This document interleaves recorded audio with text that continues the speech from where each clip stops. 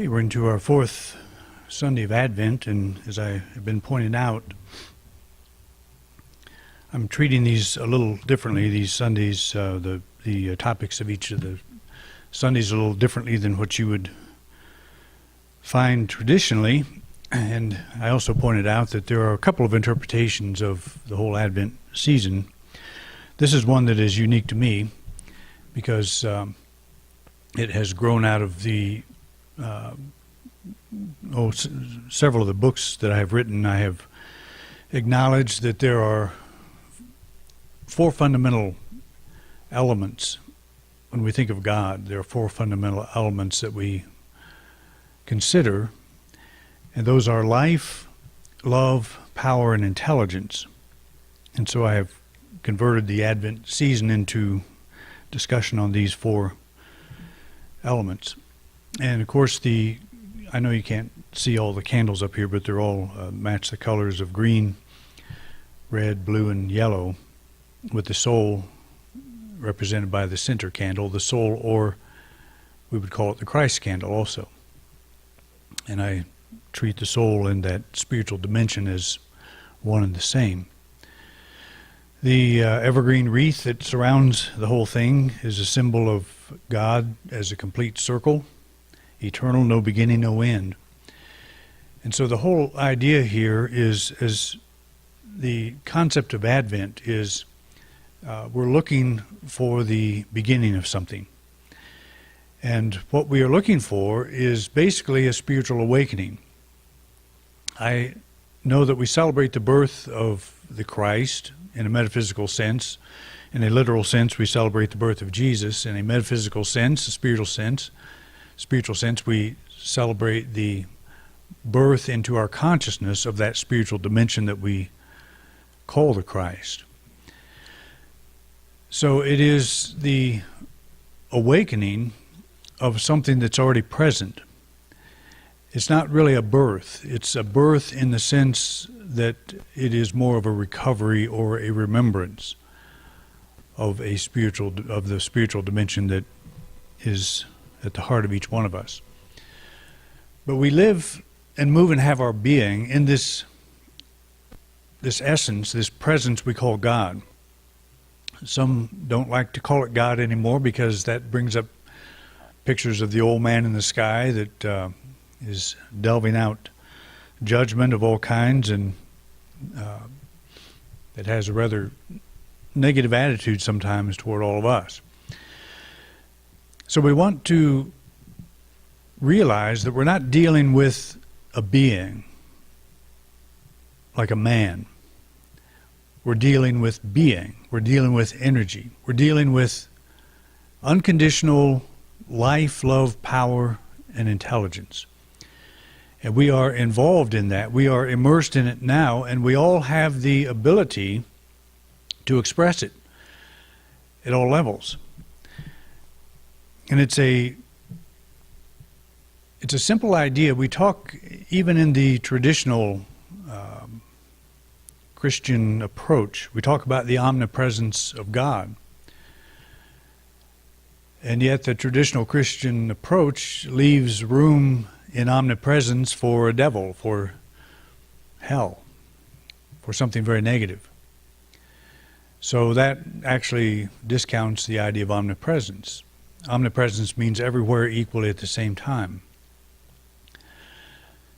So we capitalize on that idea by saying that no matter where we are, even in understanding, no matter where we are physically or no matter where we are in our understanding, we are in the presence of God.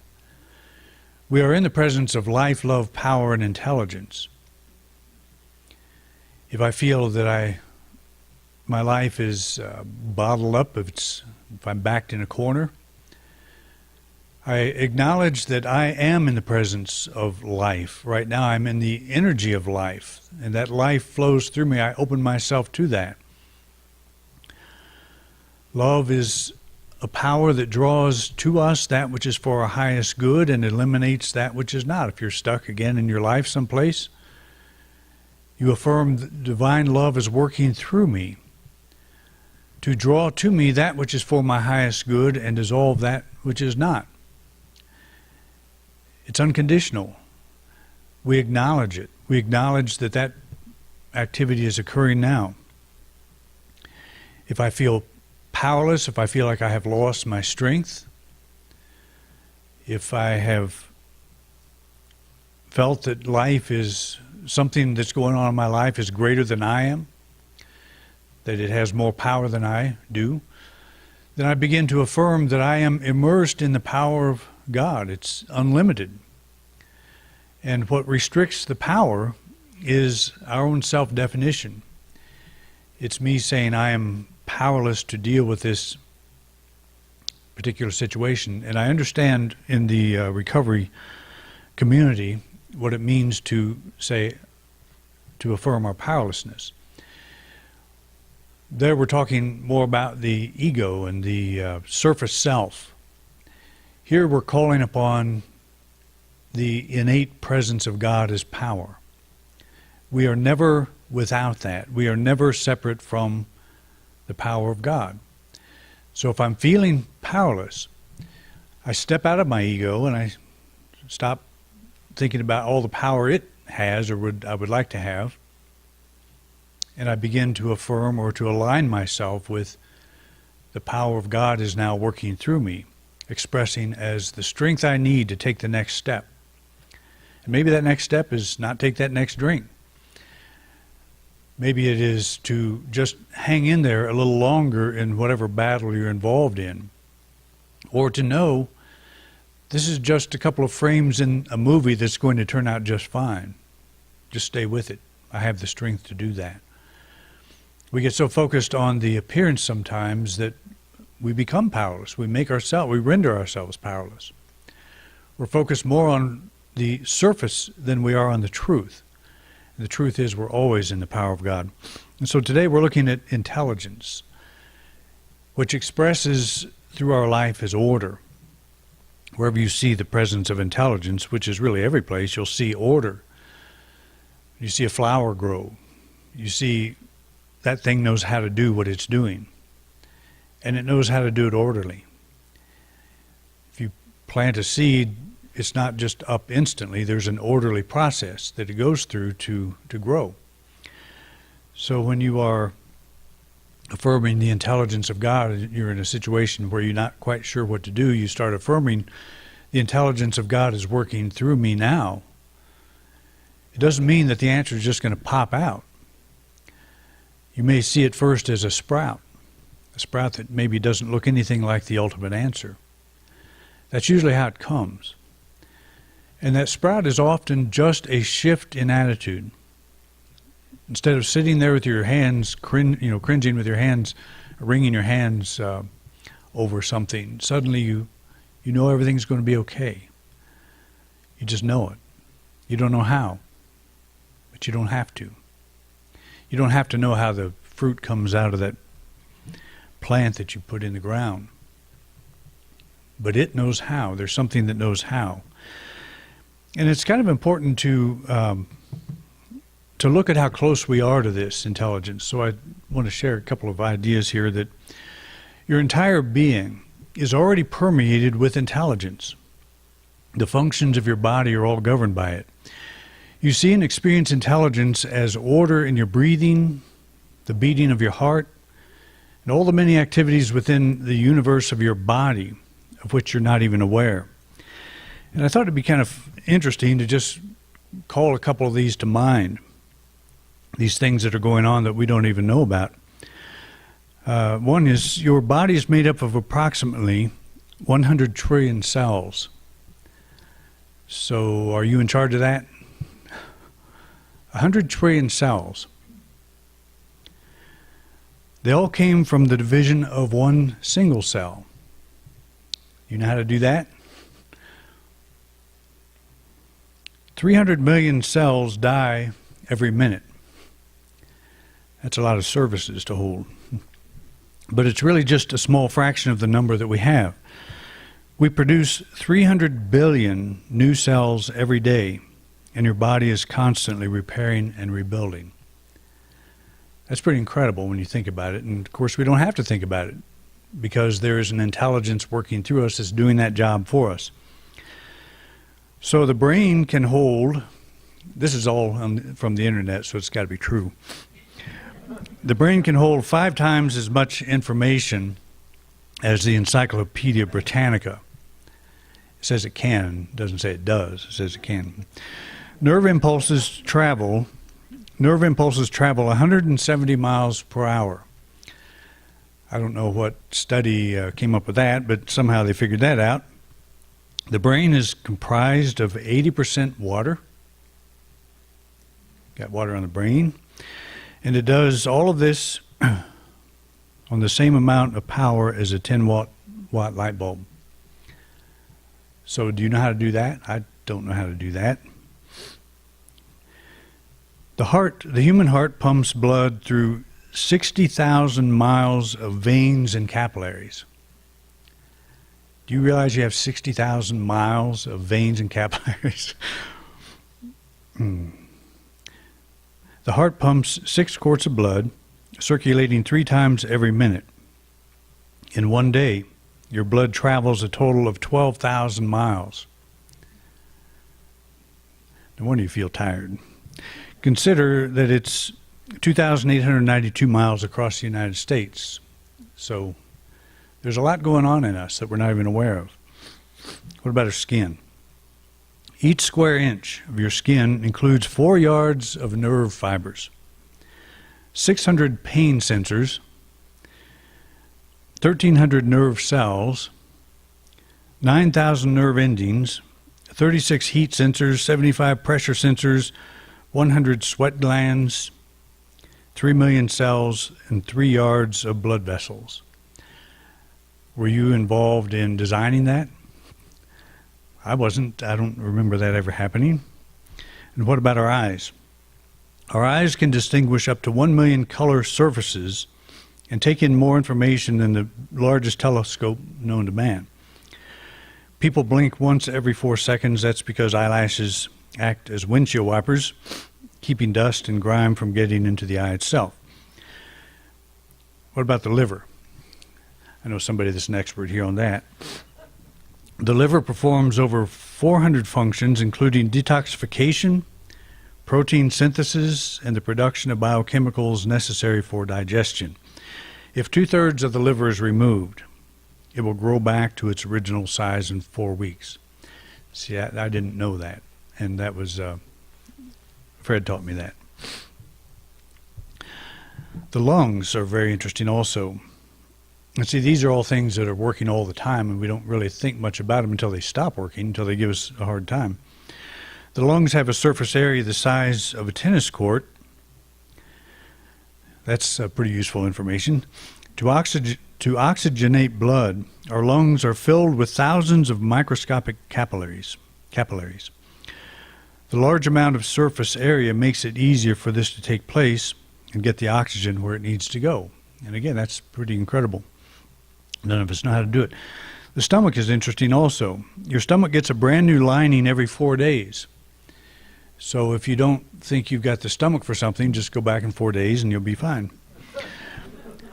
Strong digestive acids quickly dissolve the cells lining the walls of the stomach. So your body replaces them routinely before they're compromised. So new stomach every 4 days. That's pretty cool. And then fingerprints, we all kind of know this. Just 3 months into the pregnancy, an unborn child already has fingerprints that will never change throughout the person's life. And your fingerprints are your own unique barcode, indicating the true miracle that you are. And of course, if you've ever seen some of these like National Geographic programs on body, just the miracle of the body, it's incredible. But what's incredible about it is it's unconditional. And I realize sometimes it stops working. Sometimes things stop working. Sometimes that's our fault. Sometimes we cause that, and sometimes we don't. Sometimes things just malfunction. But isn't it pretty miraculous that as many things function as do, when you consider all the things that it's doing that could go wrong? It's incredible.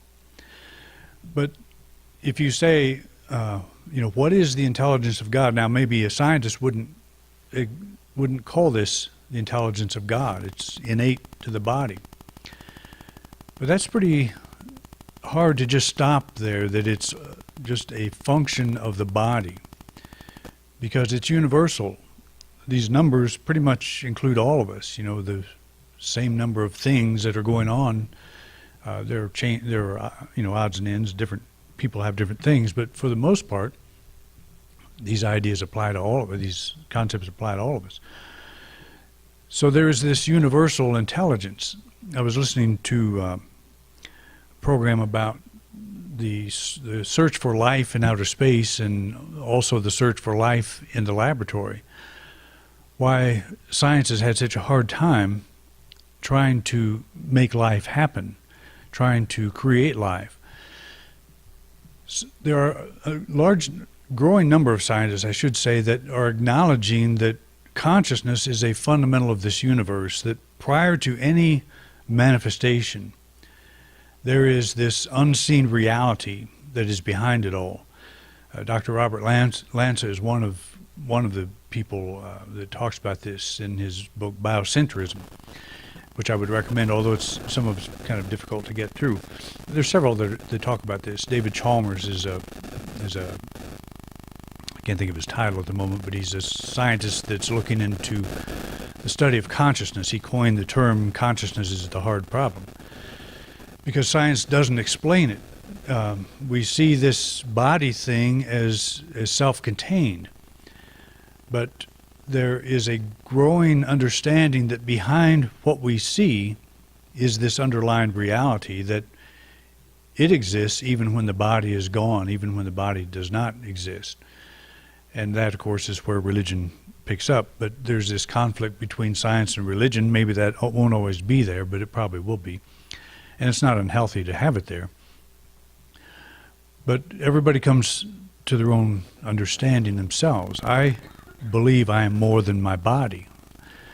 I believe that my body is operating in this envelope of energy, that my soul is not something that's in my body is actually in my soul. I think that's true of all of us, that there's no place where the soul leaves off and God begins. It is an energy that, as Paul said, that we live and move and have our being.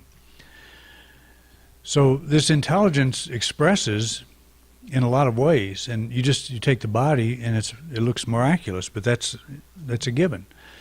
You take the lowliest insect on the planet, the lowliest kinds of life forms, and that intelligence is working in them just as well, in different ways, but none of us could duplicate it. We don't know how to make it happen, how to make cells divide and all that stuff that goes on. But there's an intelligence involved, so we don't have to invent intelligence.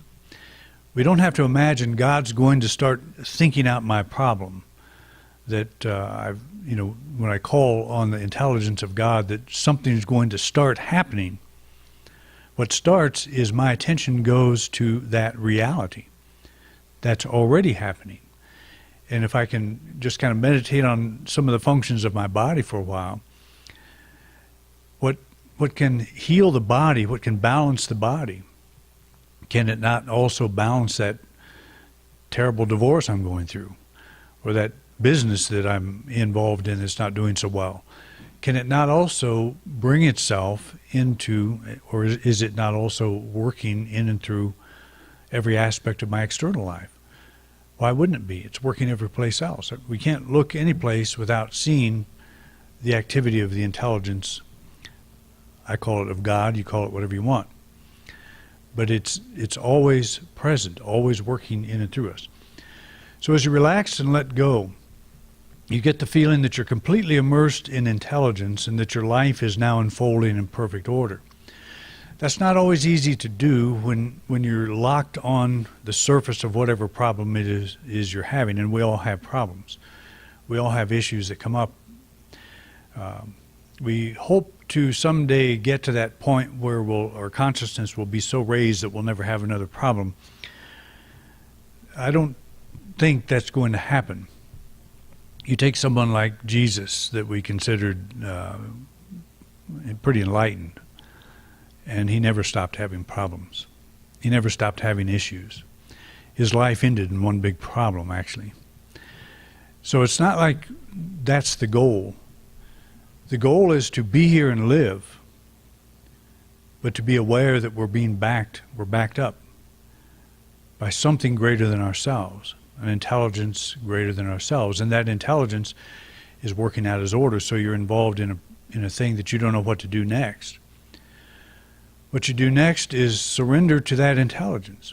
You surrender to that knowing that that which is pumping my heart, that is causing me to breathe, that is running the blood through my system, that is doing all these incredible things. It also knows how to bring balance into this situation, and it is bringing balance. Where the real balance needs to occur is in my letting go and trusting and knowing that a power greater than myself, greater than my ego, greater than all the facts that I have on the table, everything I can see, that something greater than myself, just like with my body, there's something greater than my consciousness, my present awareness, that is keeping this running. It's keeping it running quite well, actually. And yeah, there are hiccups here and there. But there's more that is working than isn't, or I wouldn't be here. That's always a good way to look at it, too. When you're hurting, your focus is all on the hurt. And that's completely understandable. Because hurting hurts. And it takes our attention. But if and when your life is, when you're in a bind of some kind, that hurts. And it takes your attention. And so you have this tendency, we all have this tendency to think life is not working. So we want to shift into the awareness that yes, it is working. It is working, and it's unfolding in perfect order. Because I am now in the complete intelligence of God, and that is expressing through me as divine order. I don't have to fight. I don't have to make that happen any more than I have to make the blood go where it's supposed to go into my body. If your life seems to be pushing you to the left when you think you should go to the right, then know the intelligence expressing as your soul is now at work. Have you ever been in a place in your life where you were sure you needed to go left, but everything else was pushing you to the right? And it comes out in the wash, and the right was right? Has anybody ever had that experience? I've had it myself, where I was sure that there was a certain way things should work out. And that was me like trying to distribute my own blood through my system. Something in me knows more than that does. Well, it's not to say that you just put your brain, you shut your brain off and just kind of coast along and hope everything works out. We have this brain that's 80% water, apparently. There's 20% there doing something that's there for some purpose. We have this ability to think, to make plans, to visualize, to see ourselves working, through steps toward in a certain direction. But we do it with the attitude of this or something better, knowing that a greater wisdom than my own is at work in my life right now. It's a letting go, it's a trusting. So your life is pushing you one way and you feel like you ought to go another way. Maybe there's a message there. There's something to listen to. To say this or something better, say this, the thing that I want, or something better. And maybe I am being pushed in a direction that is for my highest good. Let's assume that. Let's assume that's happening, even if it's confusing. And let's let that film play out in ourselves where we can get to the point in ourselves where we can take a deep breath and know this too shall pass. This is working out. It's faith. It's a knowing that the intelligence of God is working through me now in perfect order, expressing His perfect order. So we release all feelings of uncertainty about our life and know the intelligence of our soul is guiding our every step. And that, again, may require you to just sit down and be still and just kind of bring yourself back to your source. Bring yourself back to knowing. Maybe sit down with some inspirational book or a scripture or something that means something to you, that can get you back to the understanding that that which is in you is greater than that which is in the world. I love that verse because it's a reminder that that which is in me, there's something in me, and I may be suppressing that through fear, through doubt. But that something in me knows more about the problem than anything else. It's greater than that which is in the world. It's greater than this problem. So can I let myself be at peace with that idea? And we may have to work at it a little bit to let go and to trust. But if you don't do it when you have a problem, what's the point of doing all this? What's the point of studying this stuff? What's the point of even thinking about it? If you can't take a problem in your life and go through a transformation while you're having that problem, then what's the point? I think a lot of people think that, I'm going to study all this stuff so I'll never have a problem again. But as I just said, I don't think that's going to happen. Jesus prayed for his disciples to not be taken from this world, but to be protected from the evil one. And what is the evil one? What's the thing that makes you the most miserable on this planet? I think most of us would need to say, I do. I make myself the most miserable. When I have a problem, I can make it 10 times bigger than it is in about 3 seconds. And I can worry about that. I can make it into something that's not even real. And I can react to that something that's not even real. I can make myself sick. So Jesus is saying, I think, let's not try to take ourselves out of this world because it's a beautiful place. Let's learn how to live in it. Let's learn that the thing we think is the world is really the world of our thought and feeling, and that we do have something to say about that. I can pull myself back away from how I'm reacting, and I can react or act in a different way. I can act knowing that there's a wisdom greater than myself working through this situation right now. So releasing the feelings of uncertainty about your life, knowing the intelligence of the soul is guiding your every step, it's more than words, that's a state of peace, a state of accepting. It's okay, everything's working out. If you're in something right now, just take that right where you sit right now, that it's all working out, it's okay. And as I have said before, your prayer is answered by how you feel. Maybe the condition's still going on, but the first change that occurs, that sprout that pokes its head through the ground, is your shift in feeling, shift in perception. Take a deep breath and say, I know it's going to be all right. It is going to be all right. Don't strain to work out plans or struggle to control events. That's a pretty tall order because we do it all the time. We're very used to doing it. Don't strain to work out plans or struggle to control events.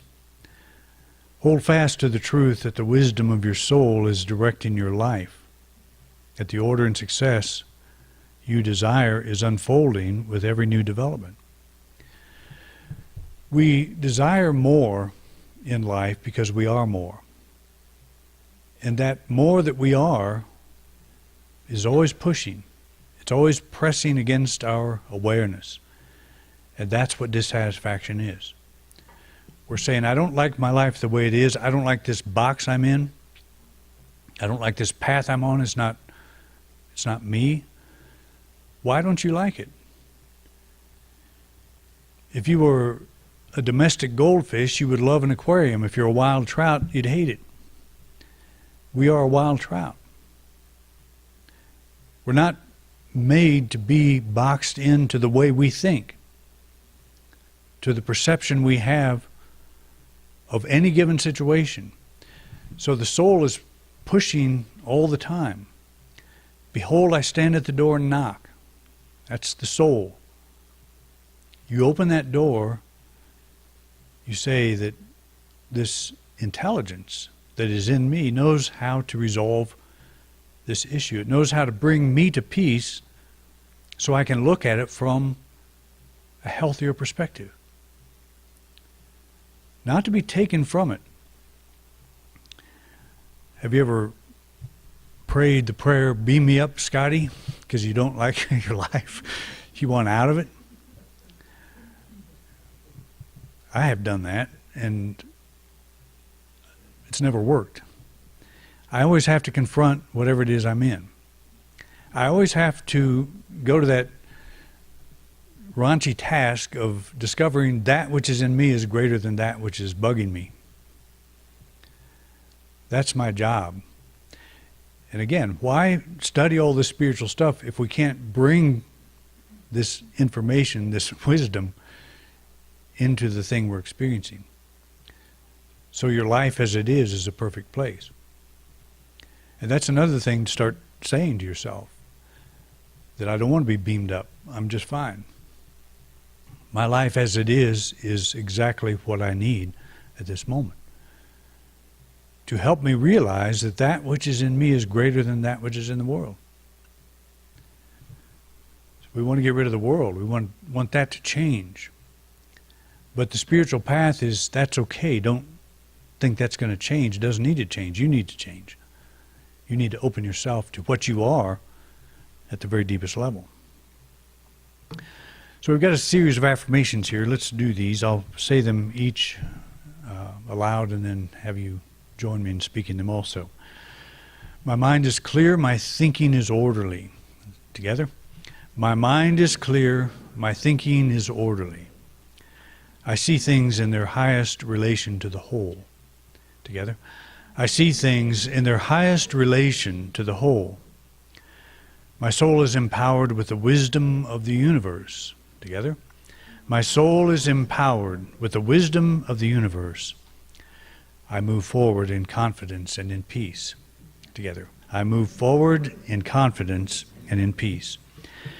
And you know, an affirmation is more than words, it is an experience. So I would suggest you take these, they're on the back of your program. And if you're involved in something particularly that you are having a struggle with, speak these not to make them true, but because they are true. And you'll see that this is the way to change the quality of your experience. Okay, that concludes our series of Advent. We are moving to the Christmas Eve service tomorrow night, which is about that spiritual awakening that we're all engaged in at this very moment. It's a beautiful service. I hope that to see you all there, and it'll be a memorable time together. All right, thank you for coming out.